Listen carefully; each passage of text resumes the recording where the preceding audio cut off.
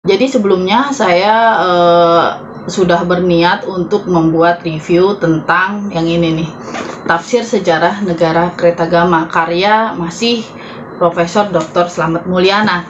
Tapi ternyata saya belum sempat membuat naskahnya karena kebetulan saat ini saya sedang cukup sibuk ya, saya kerja dan kemudian saya juga sedang kuliah juga. Jadi waktu saya cukup sesak untuk bulan-bulan ini, tapi saya pengen membahas satu hal yang menarik banget buat saya, yaitu mengenai sistem kasta yang terdapat di Majapahit. Selamat siang semua, selamat datang di kelas buku. Nama saya Ria dan kali ini saya akan bahas warna manusia menurut Utara Manawa yang saya ambil dari buku Tafsir Sejarah Negara Kretagama karya Slamet Mulyana. Oke, jadi kenapa saya tertarik banget gitu dengan sistem kasta yang terdapat di masyarakat Majapahit? Karena sebelumnya saya sempat membaca buku Mahakurawa dari India ya. Di situ dia bahas banget gimana sih kasta, perbedaannya gimana, kaum Sudra itu seperti apa. Ada beberapa adegan yang membuat saya benar-benar terenyuh ya. Salah satunya adalah ketika salah satu tokohnya yang dia kastanya ada di bawah Sudra. Si tokoh ini, saya lupa dia Jara kalau nggak salah. Si Jara ini akhirnya dia mendapatkan uang untuk dia beli makan setelah beberapa hari dia tidak makan. Dan kemudian dia dikasihlah, dia belilah makanan. Tapi karena dia tidak memiliki kasta atau kastanya di bawah Sudra, itu kan dianggap tidak punya lah kasta gitu. Maka makanan itu ditaruh di atas tanah gitu. Jadi tanahnya dilubangin. Terus kemudian dimasukin kayak daun gitu, terus makanannya ditaruh saja seperti itu. Bahkan dia tidak dikasih piring untuk dia beli makan gitu. Jadi cuma di tanah dilubangin, makanannya ditaruh di situ.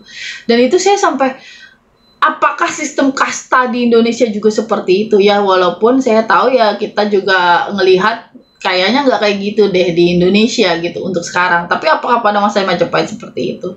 Nah, kemudian saya mendapatkan informasi gitu bahwa sebenarnya kalau di Majapahit itu lebih ke namanya warna, jadi bukan kasta ya. Jadi warna itu memang tertulis di kitab suci Weda. Dan untuk karena saya mau membahas ini, tapi saya bukan orang Hindu, jadi disclaimer dulu, mohon untuk orang-orang Hindu kalau menonton terus kemudian saya salah, mohon diberitahu ya kesalahan saya di mana. Oke, jadi di Majapahit itu terdiri dari 4 warna gitu. Walaupun ini ternyata tidak tidak sepakat gitu para Dharmadiaksa itu gitu. Jadi ada Dharmadiaksa mengatakan bahwa warna di Majapahit itu, warna itu ada 4. Tapi kemudian ada beberapa Dharmadiaksa yang menyatakan bahwa warna itu ada 7 gitu. Maka kita mulai yang disepakati dulu gitu. Warna yang paling tinggi yaitu Brahmana gitu. Jadi pada Majapahit itu warna tertinggi itu adalah Brahmana gitu. Golongan yang paling tidak terikat pada harta. Tapi bukan berarti mereka miskin. Seorang Brahmana harus menjalankan 6 dharma, yaitu 1 mengajar, yang kedua belajar, yang ketiga melakukan persajian untuk dirinya sendiri, yang keempat melakukan persajian untuk orang lain, yang kelima membagi, dan yang keenam adalah menerima dharma gitu. Nah, jadi dalam bidang agama para Brahmana ini memiliki wewenang penuh ya. Dan begitu pula dalam kehidupan masyarakat, karena Majapahit ini negara agama, maka Brahmana ini diserahi tanggung jawab untuk mengurus kehidupan beragama, baik itu di pemerintahan pusat maupun pemerintahan daerah gitu, atau kerajaan pusat itu kerajaan Majapahit dengan kotanya, kota raja, kemudian dengan pemerintah daerah atau kerajaan-kerajaan daerah. Nah, para Brahmana yang dalam pemerintahan memiliki kedudukan yang bernama Dharmadiaksa. Dia diberi gelar Dang Acarya gitu. Jadi Dang Acarya itu adalah gelar untuk para Dharmadiaksa. Nah, di bawah Dang Acarya itu ada yang namanya Upapati. Nah, Upapati ini untuk agama Siwa itu ada 5, sedangkan untuk agama Buddha itu ada 2. Jadi itu adalah bawahan-bawahannya daripada Dang Acarya. Sebenarnya pada masa Singosari, Dang Acarya ini adalah hanya satu, yaitu untuk Siwa aja gitu. Tapi kemudian Raja Kertanegara memutuskan untuk menganut agama Buddha. Maka kemudian diangkatlah Dangacarya yang baru, yaitu Dangacarya Kasogatan untuk agama Buddha. Dangacarya Kasogatan yang pertama ini namanya Nada. Dan Nada ini tewas terbunuh berdampingan dengan Prabu Kertanegara pada saat pemberontakan Jayakatwang. Gitu. Tapi yang unik adalah Raja Kertanegara ini walaupun menganut agama Buddha, tapi ternyata dia tidak keluar dari agama Hindu. Maka dia adalah raja yang tercatat memiliki dua agama sekaligus, yaitu agama Hindu dan agama Buddha. Nah, selain memimpin dalam bidang agama, jadi para Brahmana juga diserahi tanggung jawab ya untuk memelihara candi beserta tanah garapannya, memelihara makam keluarga raja, biara, rumah pemujaan, tanah-tanah pemberian raja gitu. Jadi walaupun secara teori ini Brahmana kan tidak punya kepemilikan harta ya, tapi bukan berarti kehidupan mereka itu miskin gitu. Jadi mereka sangat diurus oleh negara gitu, khususnya pada masa pemerintahan Hayam Wuruk gitu. Jadi benar-benar mereka hidupnya pun tentram, tenang, nggak perlu mikirin besok makan apa, karena negara sudah bertanggung jawab untuk seluruh kehidupan para Brahmana ini. Kemudian golongan kedua ini Satria. Golongan Satria itu cuma satu kewajiban dia, yaitu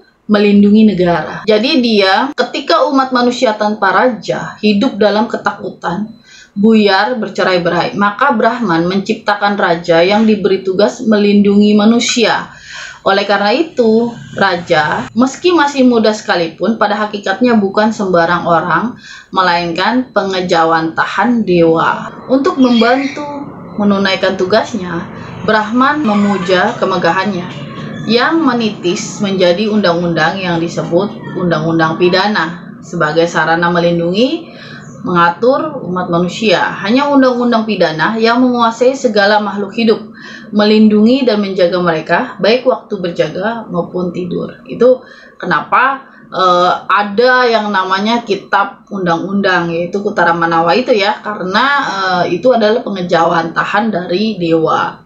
Kemudian golongan ketiga atau warna ketiga adalah Waisya. Waisya ini adalah pedagang dan petani gitu.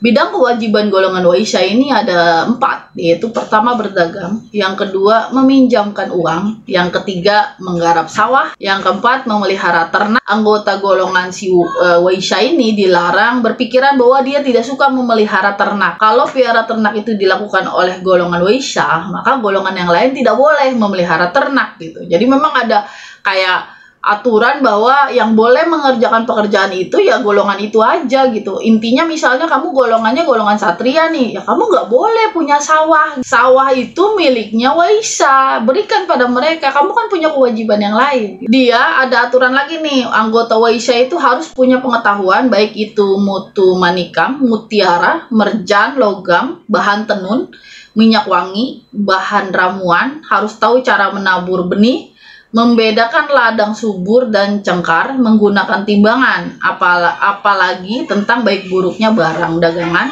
pemeliharaan negara yang mungkin menguntungkan pasaran, kemudian penghitungan untung rugi, sarana-sarana piara ternak, pembayaran upah yang layak pada buruhnya, memiliki pengetahuan berbagai bahasa, cara menyimpan barang, dan peraturan jual dan beli. Golongan ketiga ini sudah memiliki ketergantungan terhadap harta. Milik mereka ya milik mereka, bukan milik negara gitu. Tapi walaupun dia dianggap kurang terhormat karena sudah memiliki keterikatan terhadap harta itu ya, namun sangat dihargai dan diperhatikan khususnya pada masa pemerintahan Tribuana Tunggadewi dan Hayam Wuruk. Karena golongan Waisya ini yang menjamin ketahanan pangan negara gitu. Menurut Tribuana Tunggadewi, kemudian dilanjutkan juga sama Hayam Wuruk gitu. Intinya kalau dia orang-orang desa ini tentram gitu, orang-orang golongan Waisya ini tentram, mereka kan akan memberikan hasil yang besar gitu, dan hasil yang besar membuat negara makmur, kan perdagangan juga akan semakin jalan gitu. Apalagi di sini ada kewajiban golongan Waisya itu harus tahu negara mana yang memberikan keuntungan yang besar. Jadi kalau mereka menjual barang dagangan mereka ke negara lain, ke kerajaan lain, maka dia mengerti gitu gimana caranya berdagang. Sebenarnya ini ada kelebihan banget ya di sini bahwa orang yang golongan Waisya kemudian anaknya kan pasti golongan Waisya, maka sejak kecil dia udah dididik dong sama orang tuanya gimana caranya berdagang, gimana sih caranya berhubungan sama kerajaan lain, apalagi dia harus memiliki keterampilan berbahasa yang lebih dari bahasanya sendiri gitu. Jadi dari kerajaan Majapahit pun udah ada aturan itu, orang golongan Waisya itu nggak boleh, dia cuma menguasai satu bahasanya dia doang gitu. Wah, kalau sekarang kita mungkin lebih makmur lagi kalau misalnya ditekankan seperti itu ya. Dengan mereka memiliki kelebihan bahasa itu, mereka akan bisa negosiasi kepada pihak lain gitu. Dan bahkan di sini pun golongan Waisya itu sangat dilindungi ya. Ada beberapa pasal-pasal gitu, misalnya di sini ada barang siapa membakar padi di ladang, tidak pandang besar kecilnya, harus bayar padi 5 kali lipat pada pemiliknya, ditambah denda sebesar 20.000. Barang siapa mengurangi penghasilan makanan dengan mempersempit sawah, membiarkan terbengkalai segala apa yang bisa menghasilkan makanan, atau melalaikan binatang peliharaan mereka, kemudian hal itu diketahui orang banyak, orang yang demikian ini akan diperlakukan sebagai pencuri dan dikenakan pidana mati. Barang siapa yang melarang saudaranya sendiri untuk ikut mengerjakan sawah, orang itu dikenakan denda 160.000 oleh Sang Amawa Bumi. Selanjutnya golongan yang keempat, warna yang keempat adalah Sudra. Jadi warna bidang pekerjaan warna Sudra itu cuma satu, yaitu mengabdi, terutama pada warna Brahmana gitu. Jadi golongan Sudra ini sendiri ada 3 jenis ya. Pertama adalah Greharja, itu mereka yang terlahir pada periode penghambaan, artinya anak Sudra ya kemudian menjadi Sudra. Yang kedua, Dwejaharta, orang yang menjadi hamba karena kalah perang atau tawanan perang. Kemudian Bhaktadasa, yang mereka yang tidak mampu membayar denda gitu, karena mereka sudah melakukan kejahatan, dia harus dikasih denda tapi dia tidak mampu. Nah, kemudian maka warnanya akan jatuh ke warna Sudra. Nah, anak-anak yang lahir pada masa dia menjadi Sudra itu disebut anak besi, dan kemudian dia dengan sendirinya akan menjadi hamba yang sama gitu dengan orang tuanya. Seorang tuan bisa memperlakukan hamba sekehendak hatinya dia, tapi seorang tuan tidak boleh menjual hambanya kalau hamba itu tidak mau. Nah, itu jadi ada aturan seperti itu. Kalau perbudakan di Amerika kan misalnya ada ibu sama anaknya masih kecil, kemudian anak mau dijual, ibunya enggak. Nah, itu ya begitu aja gitu. Resiko jadi budak kalau punya anak, ya anaknya nanti dijual sama pemiliknya gitu. Tapi kalau di sini ya kalau hambanya tidak mau dijual, si pemilik hamba itu tidak boleh menjual gitu. Dan yang uniknya adalah ini masalah perkawinan gitu. Jadi si hamba ini kan bisa menikah gitu. Kalau dia itu seorang hamba, kalau ada seorang perempuan bebas ya, bukan hamba, menikah dengan seorang hamba, maka salah satu anaknya itu bebas dan anak yang lain itu ikut hamba gitu. Jadi ikut bapaknya. Karena kan bapaknya budak, si ceweknya enggak nih, bukan budak. Ini kan kalau si hambanya itu laki-lakinya. Gimana kalau hambanya itu perempuan gitu? Kalau hambanya ini seorang perempuan, kemudian ada seorang laki-laki bebas menikah dengan hamba ini, maka otomatis si laki-laki itu menjadi hamba juga gitu. Unik ya, jadi dia ikutnya ke perempuan, bukan? Kemudian kalau ada tuan, nah ini beda. Kalau tadi kan orang bebas bisa siapa aja gitu. Nah, kalau tuan itu kan tuannya sendiri nih nikah sama si budak. Apa yang terjadi? Nah, anak-anaknya semua itu bebas. Dia tidak ada anaknya yang menjadi budak. Tapi anak-anaknya itu tidak mendapatkan warisan dari bapaknya kalau bapaknya itu punya anak lain. Tapi kalau si bapaknya itu tidak punya anak lain gitu, emang istrinya cuma satu itu aja gitu, maka anak-anak itu berhak atas warisan bapaknya secara penuh. Tapi si anak itu punya kewajiban untuk membebaskan ibunya dulu. Kan ibunya kan masih budak. Nah, itu jadi anak itu punya kewajiban untuk membebaskan ibunya, dia bayar, baru kemudian sisa hartanya itu bisa membuat mereka gitu. Jadi di sini ada aturan bahwa setiap hamba bisa membebaskan dirinya sendiri. Yang unik lagi adalah harga pembebasannya itu tidak ditentukan oleh si tuannya, tapi ditentukan oleh negara. Ini lebih ringan ya dibanding mungkin di negara-negara lain, karena situannya bisa aja mengasih harga sangat tinggi sehingga budaknya kan tidak bisa membebaskan dirinya karena dia tidak pernah punya uang yang cukup untuk untuk membeli kebebasan dirinya sendiri. Tapi kalau ini di Majapahit, harga kebebasan seorang budak itu ditentukan oleh pemerintah sehingga si pemilik budak itu tidak bisa sewenang-wenang gitu. Harganya yaitu 1.600 per tahun karena itu adalah harga harga biaya makan gitu. Jadi harganya 1.600 per tahun. Mungkin ditambah dengan harga pembelian kalau budaknya itu dibeli. Kan tadi dibilang ada 7 sebetulnya ya. Para Dharmadiaksa itu tidak sepakat gitu. Jadi golongan selanjutnya, warna selanjutnya adalah warna kelima. Ini adalah candalan. Candala ini adalah orang yang lahir dari perkawinan campur antar kasta dan salah satunya adalah Sudra. Nah, yang tadi sebetulnya kalau ada yang menikah dengan Sudra, tapi yang satunya misalnya Waisa menikah dengan Sudra, maka anaknya itu akan menjadi golongan Candala. Nah, golongan Candala ini hidupnya bisa dibilang mereka tidak harus mengabdi sama salah satu, misalnya Brahmana gitu, tidak perlu mengabdi, tapi mereka juga tidak bisa hidup bareng-bareng dengan yang lain gitu. Contohnya misalnya untuk Candala ini mereka diberi tempat di pinggir desa gitu. Jadi bukan di tengah desa tapi berada di perbatasan-perbatasan desa gitu. Dan mereka bekerja. Jadi di sini berbeda juga dengan India karena di India kan mereka sama sekali nggak boleh kerja tuh. Nah, kalau di sini mereka boleh kerja tapi pekerjaan mereka itu pekerjaan yang orang lain nggak mau gitu. Misalnya contohnya jadi tukang jagal gitu kan, nggak semua orang mau, kerjaannya motong hewan kan, nggak semua mau. Terus kemudian algojo, itu juga pekerjaan yang dihindari orang. Terus salah satunya pengurus jenazah gitu. Nah, uniknya lagi adalah mereka itu berhak atas kain pembungkus jenazah. Karena kan kalau Hindu itu dibakar ya. Nah, sebelum dibakar kan jenazah itu pasti dibungkus dulu dengan kain gitu. Kainnya itu boleh mereka pakai. Jadi kainnya mereka cuci, mereka pakai jadi baju, itu tidak apa-apa gitu. Jadi itu adalah haknya mereka.